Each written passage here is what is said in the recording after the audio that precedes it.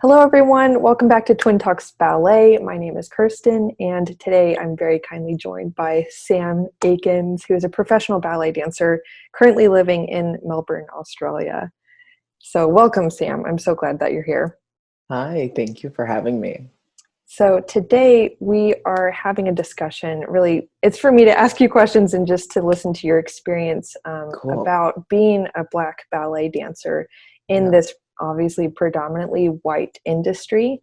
Yeah. And I know that this is a hot topic right now, but Mm. honestly, a lack of diversity and even racism in ballet hmm is not hmm something that is just all of a sudden becoming trendy. It has been Yeah. a No. discussion for a long time. So Yeah. um, I'm glad to be bringing this to the awareness of lots of dancers and hmm to be asking you questions on really what we can all do to hold each other accountable in making ballet a safer and more inclusive place for dancers of color, but also hmm holding companies accountable. Yeah. So that's really the frame for our discussion today, and I'm looking forward to getting into it. Oh, me too. Yeah, totally. So first, Sam, would you tell us about your background as a dancer and what you're doing professionally today? My background as a dancer, I am from Birmingham, Alabama, so I started training there at the Alabama School of Fine Arts when I was 7. Then I got into they had a preparatory program, like a preschool program, and that's where I trained for years. And then I got into the Alabama School of Fine Arts, and I went there, which is like a performing arts school. And I went there for 2 years, and I went to ABT Alabama, and then the director of the JKO school from ABT actually came and directed the ABT Alabama course, and kind of became my mentor and took me under his wing, and I worked with him a lot. And I became a national training scholar with American Ballet Theater. Amazing. And so then, thank you. So then they wanted me to, eventually come to New York, and he had this whole beautiful plan for me to eventually one day join ABT. But my dream was always kind of New York City Ballet, which is, Ooh. ballet knows that they're kind of, especially from New York, lives in New York, knows that they're the two kind of opposite Yeah. companies. Still both beautiful in their own right, but very, Mhm. very different. And it was just because Alabama Ballet performed Balanchine works, Yeah. and a lot of Balanchine works. They did Balanchine's Nutcracker, and it was the first Nutcracker that I had seen. And I got a video of Darcy Kistler dancing the Nutcracker. And yeah, anyway, so when I went to ABT to go for the summer program, I actually secretly auditioned for the School of American Ballet, and Scandal. I ruffled a lot of feathers with I love the this. ABT and JKO school. I know a lot of people actually don't know this. And then I got into SAB, and I went to SAB, and it's crazy because when my first week in New York with my family, we actually had my dad had surprised me. We'd gotten tickets to see Darcy Kistler's retirement show. So it was crazy Oh because it was my the God. person who had started and inspired me to dance. And then now I was lucky enough to watch her in retirement. And then when I went to take my audition class with SAB, because it was the end of their school year when I went in, she was actually standing there at bar. I was just So full circle. enamored. Yeah. So sorry. Anyway, I went to the School of American Ballet for 4 years, and it was incredible, and just had the most amazing experiences and Mhm. opportunities. And I had really great opportunities with New York City Ballet as well. And then when I was 18, I was really lucky, and I had several different job offers. So I was kind of able to pick, and I picked to move to Los Angeles and dance in Los Angeles. And yeah, and so, I lived there for 4 years. I worked and lived there. And then I left LA, and um, and I didn't quite know what I wanted to do because I left in not in the best of terms, and felt like maybe ballet just wasn't for me, or maybe I felt really let down, I think, by my passion, and my art form, and so I came to Australia. I came to Melbourne, Australia. My boyfriend lives here, so we'd been doing long distance. I was like, you know what? I'm just going to take I these was three wondering months. how you chose Australia. Yeah, I know. I got a visitor's visa, so it allows you to be here for 3 months at a time. So I was like, I'm just going to be here for 3 months. I'm just going to live there, just throw myself. This was maybe 3 weeks after leaving LA, like I was Yeah. just out.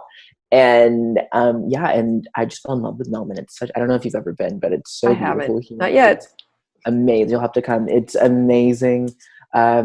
And then, I reached out to several companies that were here just to come and take class. Mm-hmm. And then I realized pretty early on, I think maybe even the first day that I was back in the studio, that this is what I need to be doing. This is what I want to be doing. I need to be doing ballet. Yeah. And when I started taking these classes, I realized I kind of felt like a fly in a cup of milk, to be honest. I looked around the room, I think before pliés, and was just like, oh my gosh, what is going on in here? Because, I'm used to being in, not that we have a large amount of diversity, but I'm used to being in America. Right. In cities like New York and Los Angeles, where I've lived all my life. And, those are so diverse just in general in their obvious makeup. And even here, I found that really hard when I was walking through the streets for the first few days. Oh my gosh. And people would come up to me and they'd be like, you're so exotic. Or, I got that a lot. Or, oh my gosh, you're so beautiful. Like, where do you come from? And just all this crazy stuff. Are you from like some countries in Africa? Names would be thrown out. And so that was all new, but totally realizing that there was not a lot of diversity in the company. And it just became a really therapeutic process, actually, taking that first class. It was, I tell people, because it's crazy, I was crying, kind of tearing up during pliés, because I always loved pliés. Same. I've had a good cry during pliés too. Right? It can just be so meditative, and the pianist usually kind of has a little bit more free reign. I think even like imagine all the people, and it was incredible. And I was just like, if you've been through so much, and if you aren't proud of yourself for anything in your life, just be proud that you're here, you're in this room, you're in Australia, you've made it, and obviously if nothing comes of this, just know that you've done everything that you can. And so then on out, I just made it my mission to also be a part of the Australian dance community, because I realized that there wasn't a lot of diversity. And and I also did get a lot of feedback from teachers and staff and ballet masters from different companies, and dancers as well. So I was like, what, I can see a future for myself here. I could totally do this. And then so now currently I'm not dancing in Australia. I have been auditioning with different companies throughout this past year that I've been here, and in New Zealand as well. And and it is a huge part of it is a timing game. Availability and this, that, and the other. But then, there are a lot of other questions that have been raised, not only by me, by other people around me as well. So that's kind of what I'm doing. I am teaching as well here, which has been really, really great for me. I helped stage a production of The Sleeping Beauty, which was crazy. Wow. I look back and I'm really proud of it, on the school that I teach at now. And we're about to start working on the Nutcracker, because we don't really do Nutcracker at the holiday. I heard that's the thing in America. Obviously, it's like a very it's a tradition that's very tied to a certain time of year. But then in other places around the world, they're just like, and the Nutcracker in springtime. Why not? I have friends in Royal Danish Ballet. I think they do it in like July or something. It's crazy. Just imagine an American dancer like going over there and being like, I thought I escaped. I'm like, exactly. And it's even worse because the productions are that much more archaic. Bad. But anyway, so that's kind of it. I love your story, and I love that just that leap of faith going to Australia ignited this idea of dancing for more than just dancing. And kind of having more of a mission beyond just the art of it, which is already wonderful. Like, just to be a dancer is wonderful, but to also see a possibility to kind of be one of the first Black dancers in an even less diverse area of the world as far as the ballet world goes. That's really exciting. Thank you. So I'm sure not easy. No. Get into. Yeah. Yeah. So I'd love to ask you as well, how have you believed that or seen your skin color impact your experience as a ballet dancer? Um, it's really interesting because I think I got really lucky growing up in school and going to the School of American Ballet. Maybe it's because it is based in New York and there's just so much culture in New York. Hmm. Um, but I never, and I'm being completely honest, this is Yeah. my personal experience and other friends I've heard from as well. I never felt like I was being tokenized um, when I was at the school, or felt like I was being pushed based off of the color of my skin. And that was something it's really great to be able to say that I can look back on and feel that way. And I because I know Ballantyne loved dancers of color like Arthur Mitchell and Deborah Austin were just some of the most gorgeous, and he wasn't afraid to put them on stage. And Yeah.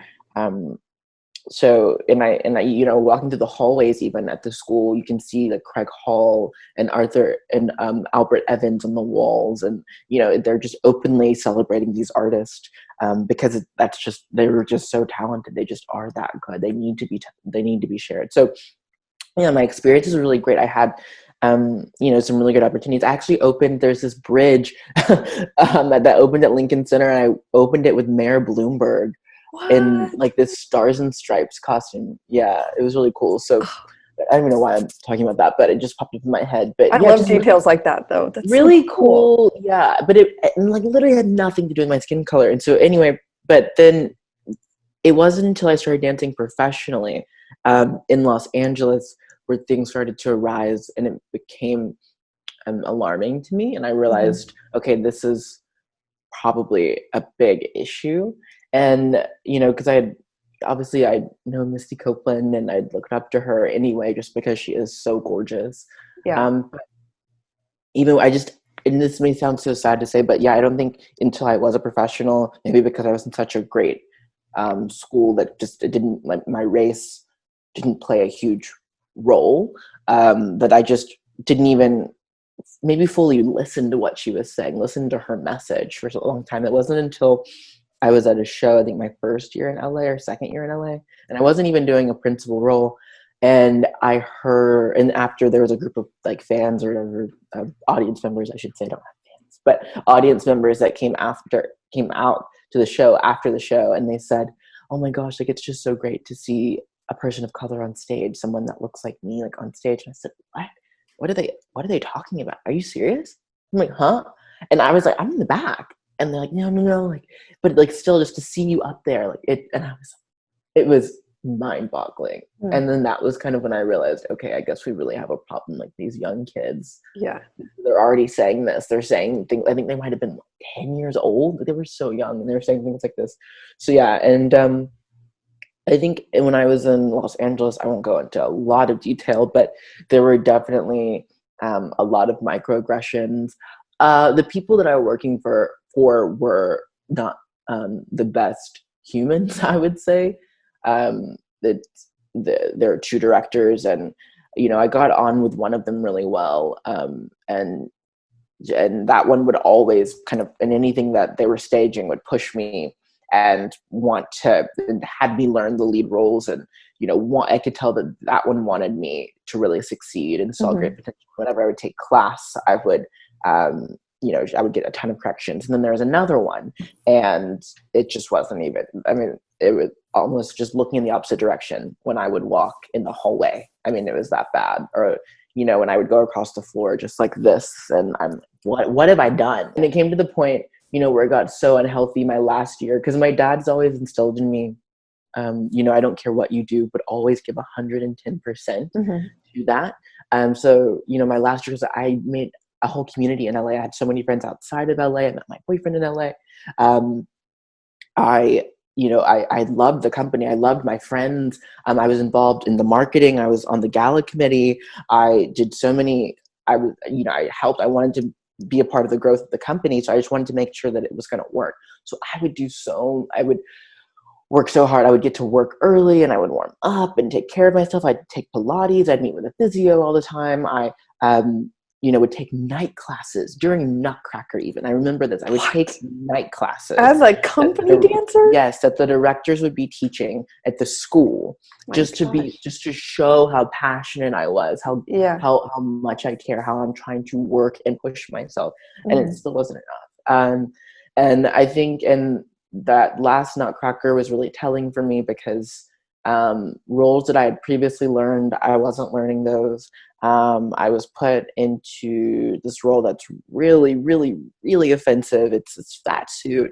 And originally dancers that were doing it before were white, and they would wear like a darker paint on their face. I don't think a lot of people know this is actually going on. And they put me in that role. They put me in that role a few times before. And I think I'd learned it my first year and done it one time. But then after that, and it had been okay because like everyone kind of had to do it because it was just like, because we didn't have a lot of guys for like a few years there. So it was kind of just like, okay, like we'll just like everyone did it. But then the last year that I was there, it was literally me almost for every single show doing them. Like it was me and then this guest artist that we had come in that would do them. And I was just like, this is not right. This is not okay. And I would go to my dressing room and I would sob. I would cry during second act. It was horrible. Like it was really, really, really, really, really sad. And a lot of my friends didn't even realize that. But that was totally my realization where I was like, I can't be here anymore. I can't do this. Like, I got to get out. And then I had a really hard meeting with them. I told them I was leaving. I think they were shocked because I think they did value me as a dancer. And I think maybe it was just, and the one that really did like me, she was not happy. She was not happy at all. And I don't think she was happy with the other one because she realized what it was happening. Because she really did see a future for me. That's maybe also a sexist thing that her voice isn't louder than his voice could be. But anyway, that aside, that was truly, I think, my first experience with experiencing racism in the dance community, in the dance world. And that's also why, I just felt so let down because I hadn't had experiences like that. And I'd been lucky enough that I hadn't until, I guess, my professional career. And that's why I felt just torn apart. Just, I couldn't even believe it. I couldn't believe what was happening.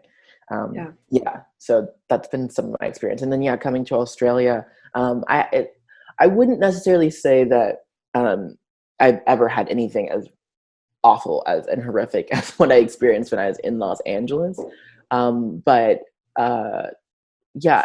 for me here, it's more of the indirect, because the Australians, they say, have more of that, what English leftover personality or something. There's something they say. So I think it's kind of things in a more roundabout way, and everyone's very polite. But just not, for me, it's the not really responding to emails, excessive excuses over things, about things, seeing people, but then not really like speaking up or saying hello, even just simple things like that. I always find strange anyway, but especially in these types of situations. That's kind of been my experience with race in ballet so far. Yeah, and you definitely shouldn't have to feel lucky to have escaped that awareness until your professional experience. Well, not just the awareness, but, having things said to you or not said to you or done to you. I remember, and this is obviously not an experience I lived, but I remember being in a school attached to a very large professional company, and they had this production. I think it was like Peter Pan or something. And they had this huge pirate ship in this scene on the pirate ship.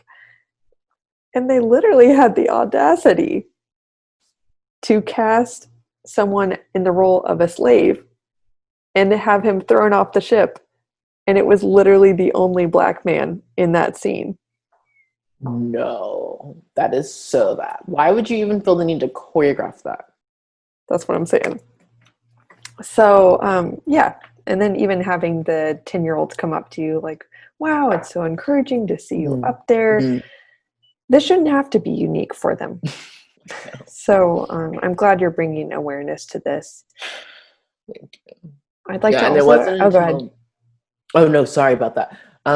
It wasn't until Australia that yeah, that I realized that I really need to take a stance and stand up for my community, the Black ballet community, Mm-hmm. and be that voice. So it wasn't until I moved here when I was in LA, I think maybe as well because just the culture and community you're surrounded by Black voices and Black experiences all the time, as well as white and Hispanic and Asian, Yeah. which is so like I'm so lucky to live in those amazing cities.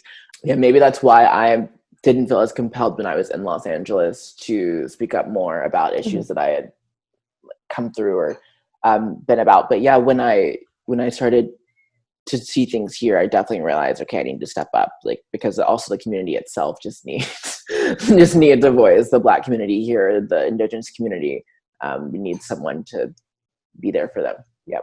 Yeah. I'd also like to ask you about really the cultural and socioeconomic changes that need to be made. Obviously, like this is a big question that requires an answer that can't really be given in just like a simple conversation like this. But just according to what you know, could you shed some light on some socioeconomic and cultural factors at large outside of the ballet world that are impacting the lack of diversity we see in ballet? Yeah, I mean, it's, the term systemic racism goes around a lot, and that's because, it's based off of the system. And relating again back to ballet, people who've been coming to me and saying, oh my gosh, you're so polite in your video, you're not saying this name, you're not saying that name. And I'm like, because I don't need to, because it's not about a specific company, it's about the system itself. It's about them being so wrapped up in the system that they can't even see what's going on or get themselves out of it. So going back to the socioeconomic issue, people get stuck.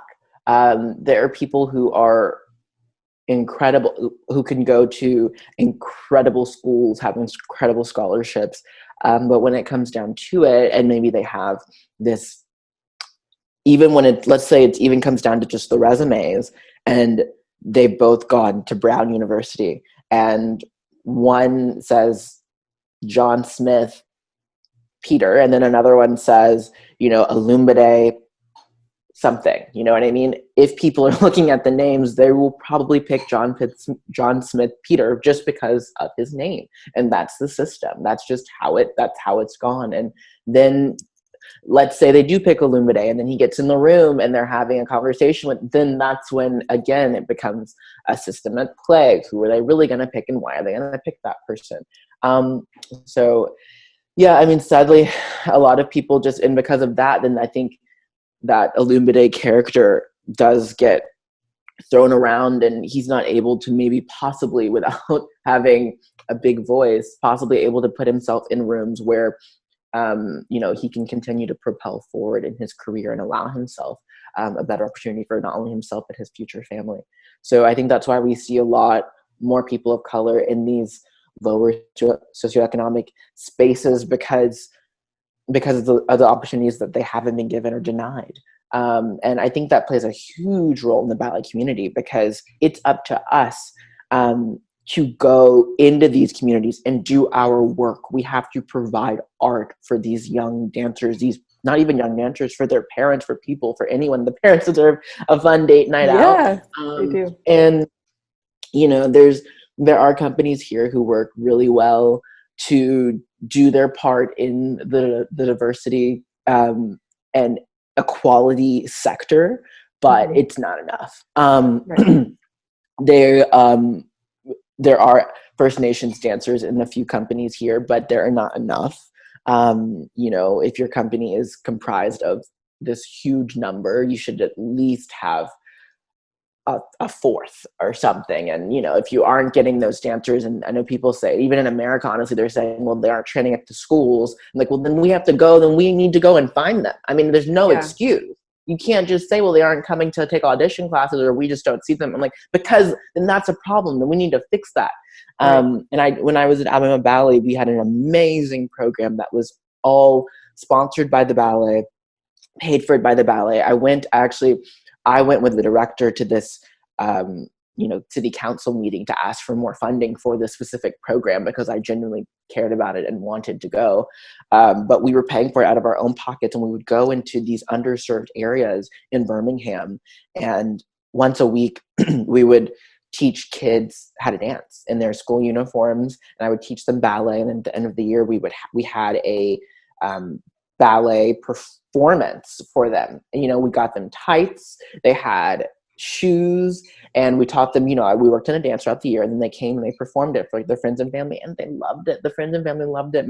One of my girls who has so much potential, oh my gosh, she's a beautiful little girl, like just, and that's what I'm talking about. We wouldn't have known, if I hadn't have gone in there. I mean, that's crazy. And her mom was like, she's like, she loves ballet so much. She's like, thank you so much, Sam. Like, how did we get her involved? Like, what can we do? And I was like, oh my God, like, yes, totally. And we started giving her pamphlets, and, we said if they needed help, of course we'd be able to help them, and just things like that, because like I talked about in my video, it starts from the bottom up. Like, we have to go in to these smaller communities, and especially here in Australia, a lot of the First Nations people are not in Melbourne. They've been pushed out. So we need to go out, or even, even there are pockets in Melbourne where there, are Sudanese, a lot of Sudanese communities and a lot of Ethiopian communities, and Somalian communities. And we can go in and we can, help them in a really caring and compassionate way, because I do believe also that art can be really healing. Yeah. And we can connect and find ourselves in the stories that are being told. Mm-hmm. And it's just a shame if someone misses out on an opportunity just because they didn't have the chance. Because it's so easy. It's so easy to give out a free ticket. It really is. Like, as much as we make from these performances, and as much as the other, like, there is no excuse, or even dress rehearsals, having an open dress rehearsal for the community. It's just too simple to miss out on this kind of opportunity. It's just, Absolutely. Sorry, I went on a bit of a tangent there, but no, it's all good stuff. I'd also like to ask you about how you've seen racism creep into the ballet world in subtle ways that many white dancers probably are mostly unaware of. Yeah, I mean, I think especially for the girls, what I've seen is the hair.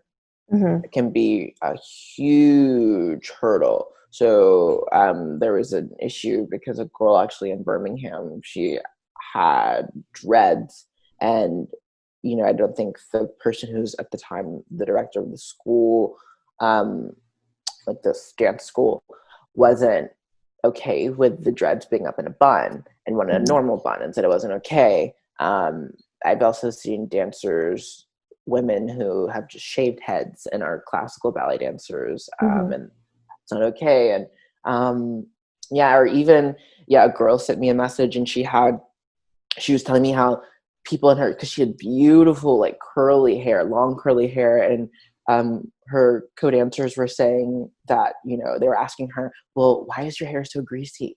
How do you put your hair up? Like, just little things like that. And she's a little dance student. So I would say, especially for the girls, not so much me, but I think hair, if you're a female who is Black and you're dancing, I think that could be huge. I've heard about for me, shoes. So oftentimes if we're doing a work that requires skin tone, let's say flesh colored shoes, for years I just had to paint them. Although my friends could just go to the shoe room and pick up their shoes that looked like them. It was, it wasn't something I talked about. And still I know people that are white that that want to change paint over it, but they don't have to if they don't want to. Right. But I would oftentimes, have to paint my own shoes at home. And I remember even one of my roommates, she's like, oh my gosh, like, wait, I had no idea that you were having to, I was like, yes. How do you, well, because just for me, it was normal, just normal to paint my shoes. I know these are someone maybe like small things, but they are kind of big things that you get emotional about them. But in other ways, I think it can be, I've heard sensitive topics about, things like Giselle, or Swan Lake, because sometimes those ballets do require to be, powdered, the skin to be powdered just to have like that gaunt look. But do we do that with a dancer of color? Is that messed up? And gosh, I mean, sorry, the list could go Yeah, you bring up things that I think most on and white on. people would be like, "Mm, what's Mhm. the big deal? Come Yeah, on." But yeah. honestly, the more I've listened and just seen even the emotional impact of Hmm. things like band-aids Hmm. and how skin color is my skin color. Well, not quite. I'm very pale. So a lot of band-aids are too dark for me. But with point shoes for women, Hmm. oh my gosh, Hmm. you already know how much of a pain it is to Hmm. paint your Hmm. flat shoes. But if you're going Hmm. through point shoes all the time, Yep, dyeing your ribbons, dyeing yep. your point shoes, and then Hmm. the point shoe dye or whatever you use Hmm. to paint it Hmm. affects how long your point shoes last. And it's Hmm. just not a step that I have to take. And Yeah. it's kind of just sending this subliminal message that Hmm. um, you're not included in this range. You're Hmm. not, you're an exception here. Hmm. Oh, Hmm. you're very Yeah. different. Yep. And then with powdering and such, and like the hair, um, maybe to a white woman with a pixie Hmm. cut, Hmm. if I was asked to wear a wig, it Hmm. wouldn't be a matter of identity. Hmm. I'm not being told that my hair, the way it comes out of my head, is not acceptable for ballet. Hmm. I'm just Hmm. being told, hey, this is a role that requires long hair. Right. Let's get a wig. Yeah. But if I were black and I had hair that was deemed unacceptable the Hmm. moment it comes out of my Hmm. head, that's pointing to something different. And I think that's Exactly. something that a lot of white dancers just aren't really empathizing with. Yeah. And so I'm Yeah. really glad that you're bringing this to our awareness. Yeah. Yeah. I mean, and those are just a few small, but I think they're great because they're more obvious things that you could notice. Yeah. Yeah. I'd also like to ask you about what you think of before the recent events Hmm. and before Black Lives Matter became a topic at the forefront in the news. There have already been diversity initiatives that some ballet companies have started. Um, what have you thought of some of the initiatives you've seen for inclusion and diversity? Because some companies seem to be doing pretty well. Obviously, we can say none of this is enough yet. Hmm. Um, and some companies seem to be doing it maybe not with the Hmm. purest intention. So I'd love to ask your opinion on this.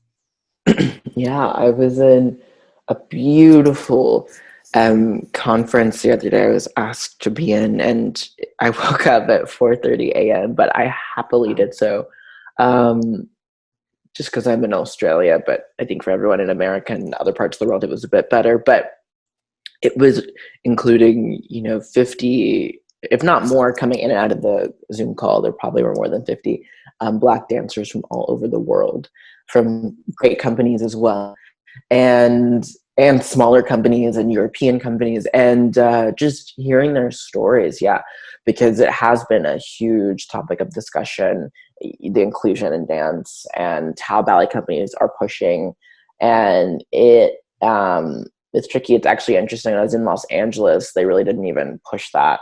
And there were a few of us there for a while. And then Alabama Ballet, I came late. So I came after all the advertising anyway had come out because I was just such a mess that whole summer, but that's a personal issue. But then the next year, like the advertising that got rolled out, like I was a part of it.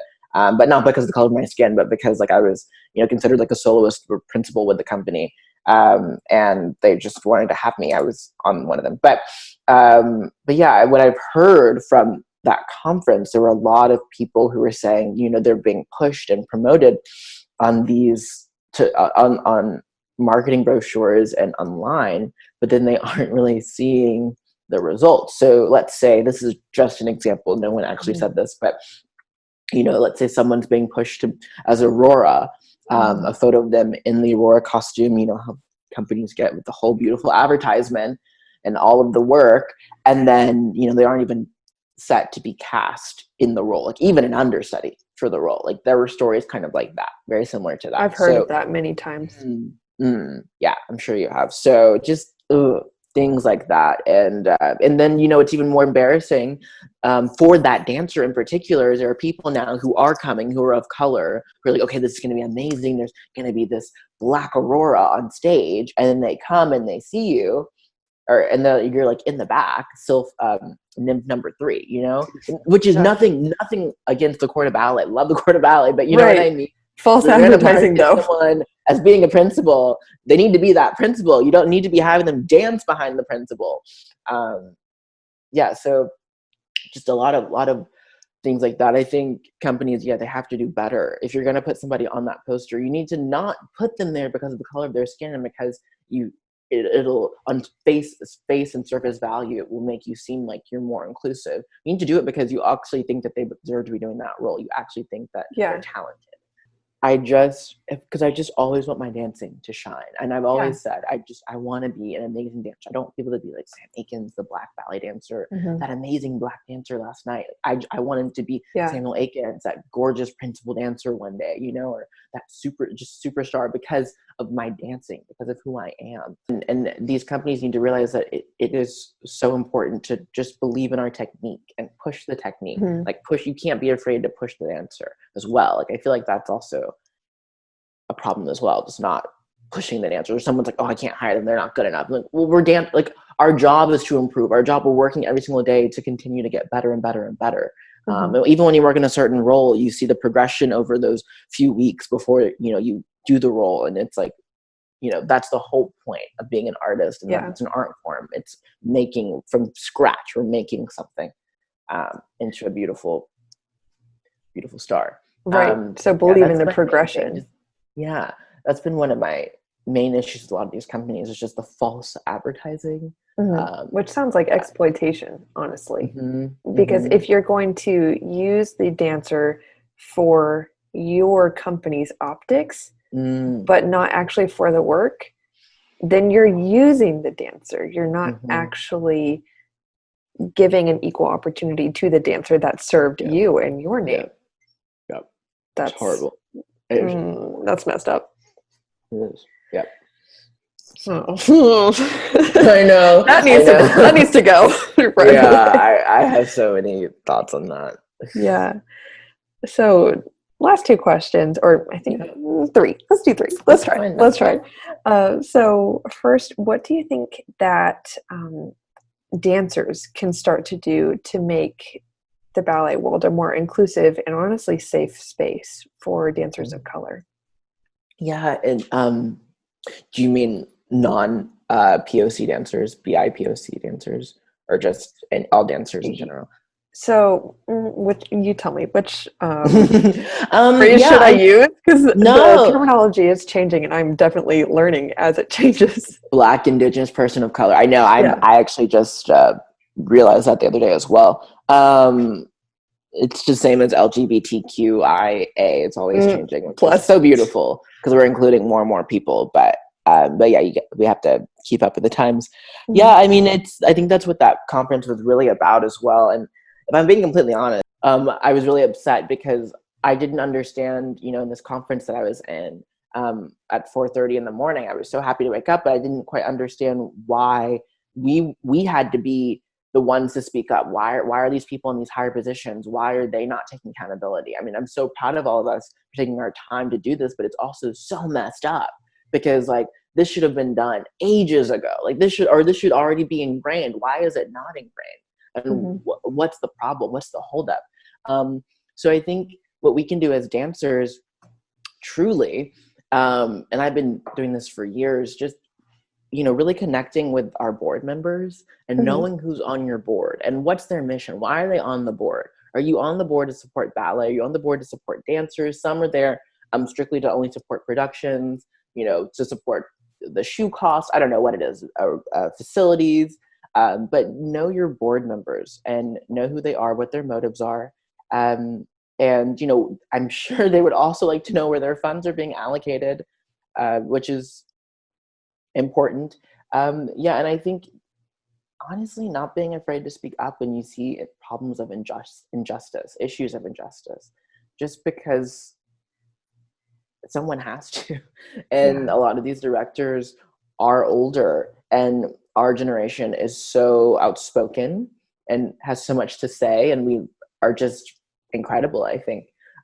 So just not being afraid to speak up. I mean, I've had a lot of heavy conversations throughout the years, challenging conversations, but in the end, you know, you learn so much. Like I mentioned in my video, there was a really hard conversation I had with a guy who is the head of a arts foundation here, and they provide funding for artists of, you know, different mediums, you know, to help them either with like a show or, you know, get an art show as well off the ground, or a theater production, any music, anything. And so I went to him and I told him my story. I said, you know, I know Australia doesn't have a lot of dancers of color. I would love, you know, if I could be a leader in that movement, help it, but I need your help. Or can we just have a conversation as to why you haven't seen this as well? Because I saw that they were also focusing heavily on diversity. And so he and I had a whole conversation, and in the middle of the conversation, he said, you know, ballet was created for a certain type of person. And it was envisioned to be danced by a certain type of person. And he was sitting across from me, and he got really uncomfortable. And he was like taking off his wristwatch. He took his glasses off. You could tell he was starting to get sweaty. And I said, okay, so we're going to have this conversation because, you know, and people say to me, like, I've gotten a lot of DMs like, oh gosh, he must have been so angry, or I would have just yelled at him like, that man, how dare he? And I wasn't angry. I truly, truly wasn't angry. Like, I'm not really an angry person. That's not my personality in general, I would say. But I was more or less sad. I was sad that he thinks, first of all, that this is okay to say to somebody that of color right to their freaking face. And then without really saying it. So then if you were like, he said this, he could be like, no, I didn't. Because he was being vague, though also very clear, just through implicit. Very, very clear. Exactly. Meaning. And I'm not an idiot. And yeah, and then I also was thinking, okay, it's just sad that this is his mindset, that he thinks that this is okay to say. And so I said to him, you know, it's 2019 and I'm a classical ballet dancer. This is what I do. I do contemporary, but I consider myself a classical ballet dancer. You know, and so we had a beautiful conversation because I realized that it was sad because it was an educational moment for him. I'm not quite sure that he's ever had anyone that looks like me in my position in here, coming and talking to him, like someone has had I've been very fortunate to have such a good resume, but at the same time, like, it doesn't just stop there. I was only 23 at the time, or 22, 23.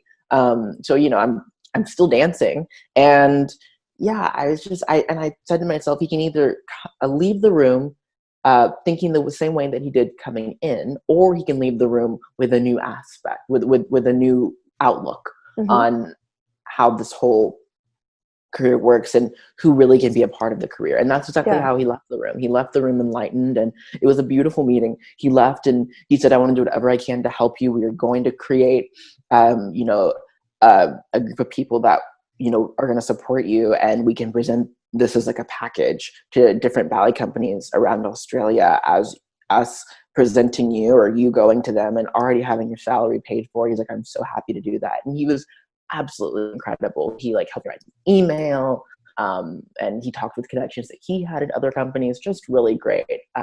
So it's all about that kind of as well, learning aspect. But dancers definitely just not being afraid to speak up, and not only people in your company, but people in your community that you can speak up to. Maybe it's also talking to a mayor or a city council person that influences the arts in that city. You know, someone who does give funding to your ballet company as well, who's state run, even if it's, I know they don't give a lot, especially in America, but even if it is, any bit counts. And where is that money going? And keeping that conversation going is important. That's a really wonderful suggestion, just to keep the leadership accountable. I know that for women, especially, since no matter what the skin color is, women in ballet feel very expendable and very replaceable. And that's a message that we're served up constantly, maybe even more so if you have darker skin. And so especially for women, there's a huge fear of saying anything, even to someone who's like the company manager, who is supposed to be safe.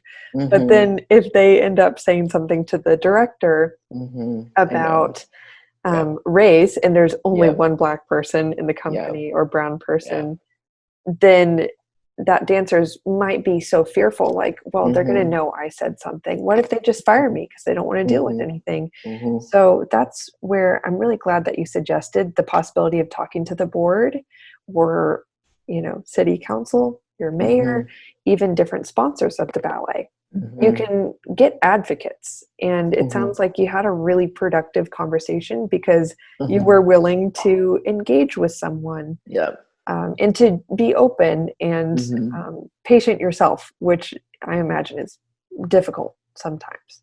Yeah, and I know a lot of people,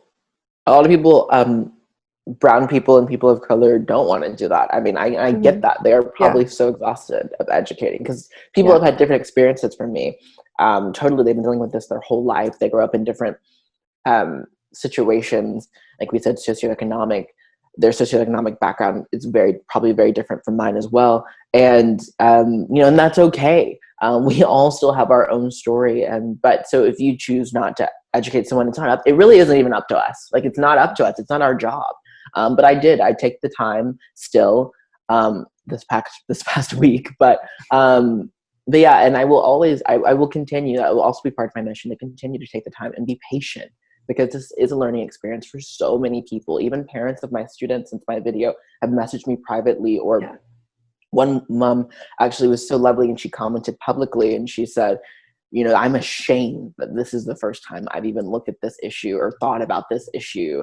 And her girls are beautiful. They're so talented, those little girls. And she said, we have to do better. We have to do better. So Yeah. it's a learning experience for so many people. And we have to be patient and truly understand that this could be the first time that a lot of people are hearing about issues like this, or even thinking about issues like this. Yeah. Yeah. I'd also love to ask you about your opinion on how white dancers can really be allies in an appropriate and sensitive way within the ballet world. Yeah. What I've noticed a lot, which is really great, from a lot of my white friends and my best friend Alex, who actually created this Dancers for Change petition. She is white, and I told her she is just such a great ally.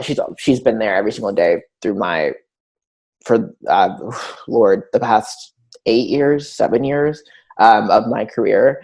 And we met in Los Angeles, and she danced with American Ballet Theater and I actually know Colorado Alex, Ballet. Do which you is know pretty Alex? crazy. Yeah, I do. Oh my God, yeah, she's such a love. I love her. She's one of my best friends. But yeah, I mean, so just what I've seen, I think mainly, especially now, is just giving a space for Black voices to be heard and Black stories to be heard. And even if you've been there to hear them, or they're some of your best friends or closest friends, let other people hear them. Because I think what I've heard a lot is people are saying, oh, like, I shared your video, but like, I'm sorry, I don't have that many followers, or this, that, and the other. I'm like, it doesn't matter. Like, honestly, if one person sees it and gets, something out of it, or, that's all that matters, because then that one person may share it, and then another one person. So that's two people, because think about it, like, I'm one person and I've been hurting this much, for this long. So, I mean, it just the power that a single individual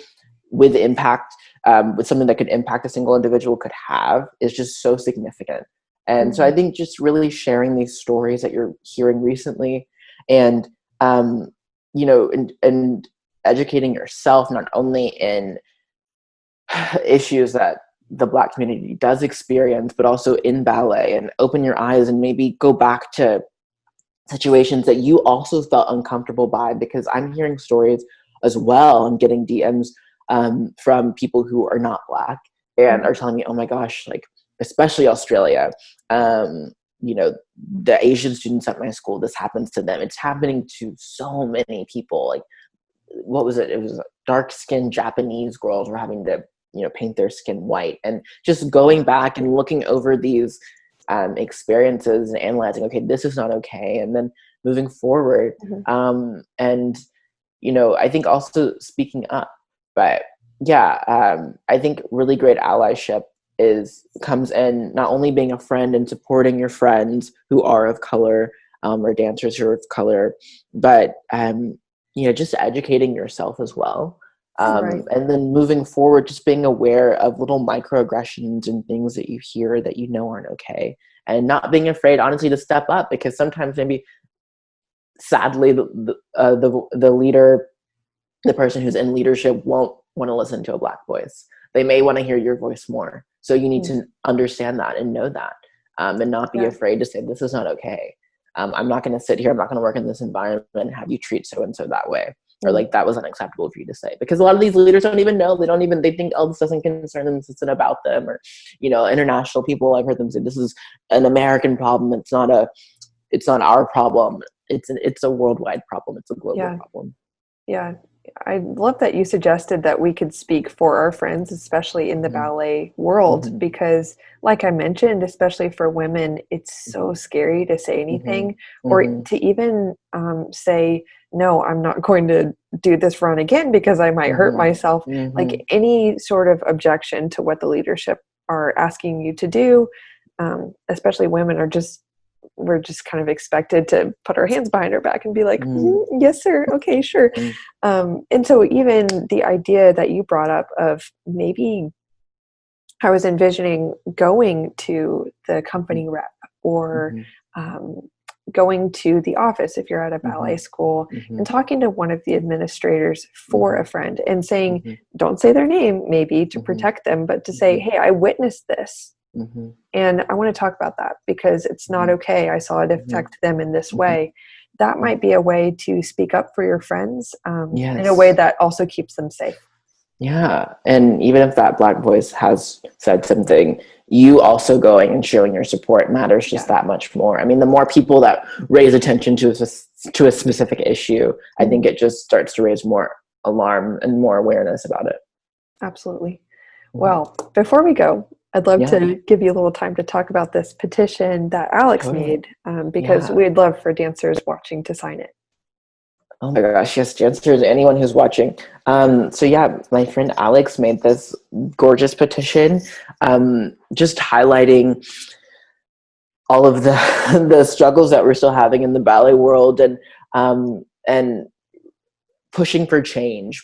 She's really stating, this is it. This is where we draw the line, because there's been so many, this kind of keeps coming up as there is another Black Lives Matter movement, as there is another police brutality movement, like over and over and over again. And I think, as well as we're seeing in America and all over the world, people are just sick of it.